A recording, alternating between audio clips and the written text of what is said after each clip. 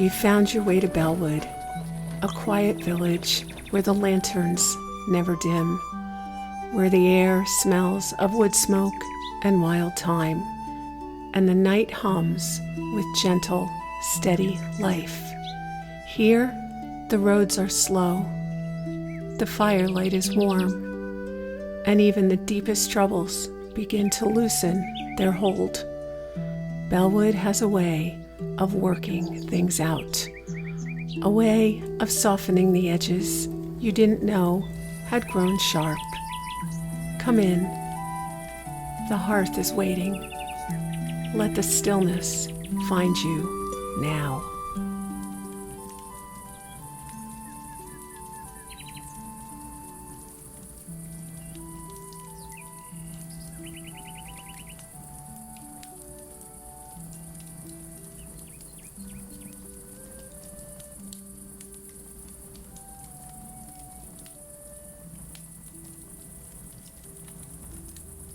The road behind you is only darkness now.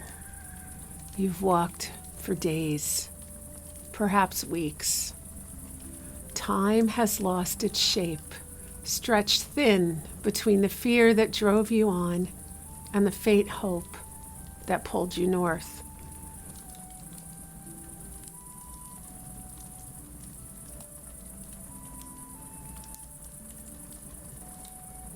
Tonight, you are standing still at the edge of Bellewood.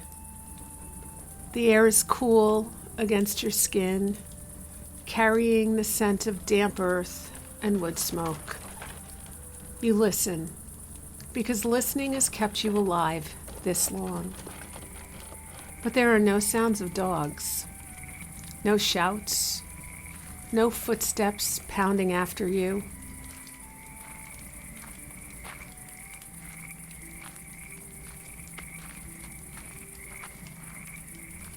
There is only the steady chirp of crickets on the hedgerows, the creak of branches swaying in the wind, and your own breath.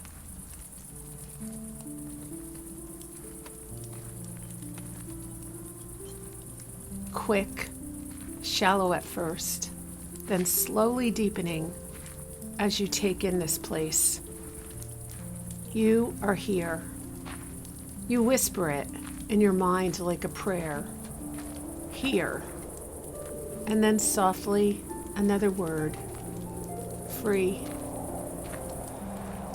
The word feels strange in your chest, like a bird that has been caged too long and does not yet know how to fly.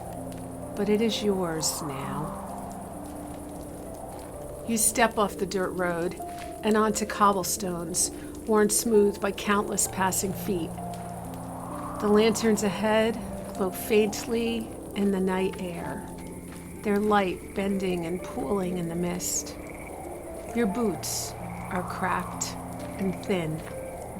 You feel each pebble through the leather, but you walk anyway, slowly now, no longer driven by terror, only by the steady pull of exhaustion. As you pass the first houses, you see warm light flickering in their windows. Inside, you catch glimpses of life. A woman rocking her baby, crooning a lullaby in a language you don't know. A man bending to stir the embers in his hearth before bed. Children's shoes set neatly by a door. Your body tenses, unbidden. For so long, every house meant danger. Every light meant eyes watching. But here, no shutters slam, no dogs bark. You keep moving.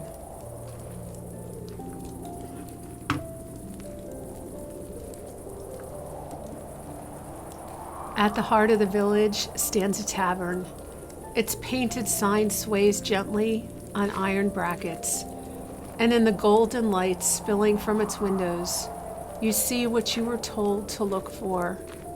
A small carved mark, just a notch, shaped like an open hand. It is a signal. You hesitate at the door, your hand resting on the latch. The muscles in your shoulders tighten, ready for flight even now. What if it's a trap? What if they see me and turn away? But you remember the voice that whispered weeks ago, follow the river. When you reach Bellewood, they will know. And so, you push the door open. Warmth engulfs you. The tavern smells of cider, roasted meat, and beeswax. The murmur of voices rises and falls, the sound of spoons tapping against wooden bowls, chairs creaking as people shift in their seats. No one turns to stare. You stand in the doorway for a moment, unsure, but the innkeeper catches your eye. She is a sturdy woman with a calm face. She nods once, not beckoning, not questioning, only nodding, as though she has been expecting you. You've come far, she says softly. Her voice carries no pity, no suspicion. There's bread. There's a fire. Sit, if you like. You move toward the hearth. You lower yourself onto the bench nearest the flames. The heat wraps around you like a thick quilt, sinking deep into your aching bones. For a moment, you simply sit. Your hands, cracked, raw, and trembling, reach toward the fire. The skin stretches painfully over your knuckles, but you do not pull away. The warmth is too good. The innkeeper sets a bowl of broth and a thick slice of bread in front of you. She does not ask for coin. She does not ask your name. She only says, eat. And so you do. The bread is coarse but warm. The broth is simple. Onions, carrots, and something savory you cannot name. But each swallow fills a hollow place in your belly you had almost forgotten existed. As you eat, your ears stay tuned to the room.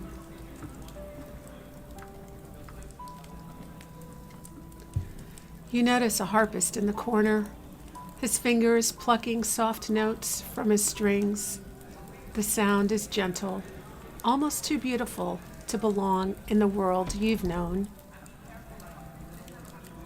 You notice a man reading by candlelight, his lips moving silently with each word. You see a child, half asleep in her mother's lap, thumb still in her mouth. No one watches you for long. A few nod quietly in your direction.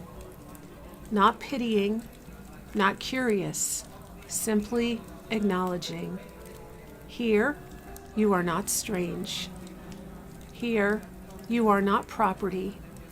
Here you are, only human.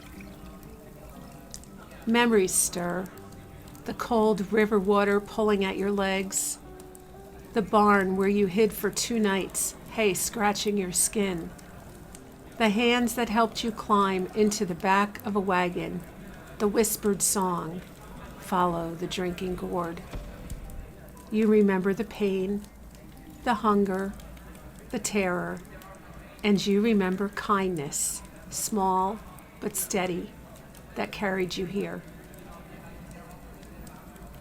The innkeeper returns. You'll sleep upstairs tonight, she says gently. The 3rd door on the left.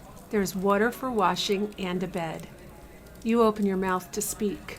I have no money. I can work if you'll let me. But she shakes her head. Your presence is enough. You are safe here. She presses a small iron key into your palm. You rise slowly, legs stiff, and climb the stairs. The boards creak under your weight, but no one calls out. No one demands your name. The hallway smells faintly of lavender. Moonlight spills across the floorboards from a small window at the far end. You'll find the door. The key turns easily in the lock.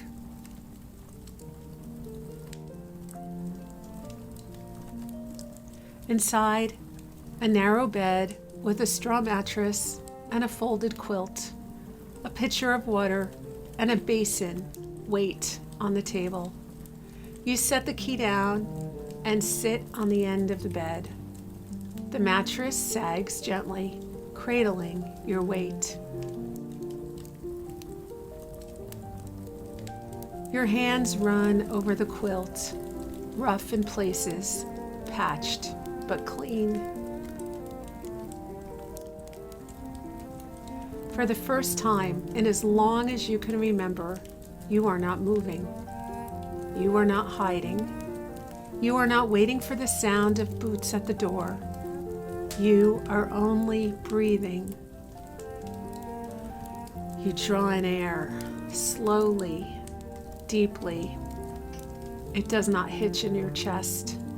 It does not feel stolen. This breath is yours.